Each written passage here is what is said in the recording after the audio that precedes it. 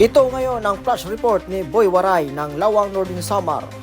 So sa makatuwid mga kawaray, ito ang barangay Tinublan, Lawang Northern Samar, kung saan iniwan ng nakatiwangwang itong flood control na ito mga kawaray. So nakikita ninyo mga kawaray na itong mga bato na nasa paligid ay hindi na natapos ang flood control na ito dahil kinurap na at kinurakot ang tira ng taong bayan. Yes!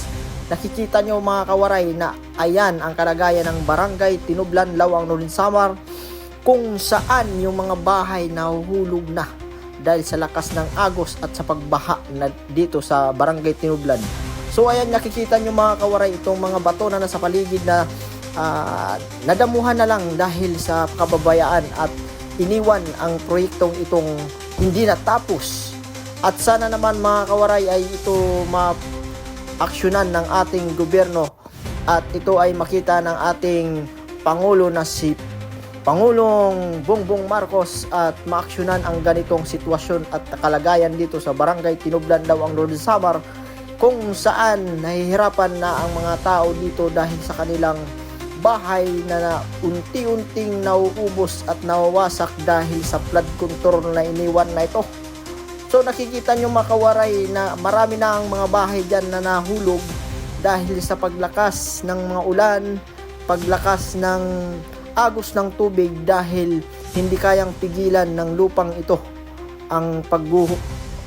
At hindi maiwasan mga kawaray na ang lupang ito na malambot ay bibigay sa napakalakas na hagunin ng tubig mga kawaray dahil sa flood control na ito. At sana mga kawaray maaksyonan ito at managot ang dapat managot sa mga may salang pagkukurap sa bayan ng Tinublan, Lawang Northern Samar. At so ayun, pak-share at palike para mapansin ito ng ating Pangulo at mga namumuno dito sa ating lugar ng bayan ng Lawang Northern Samar.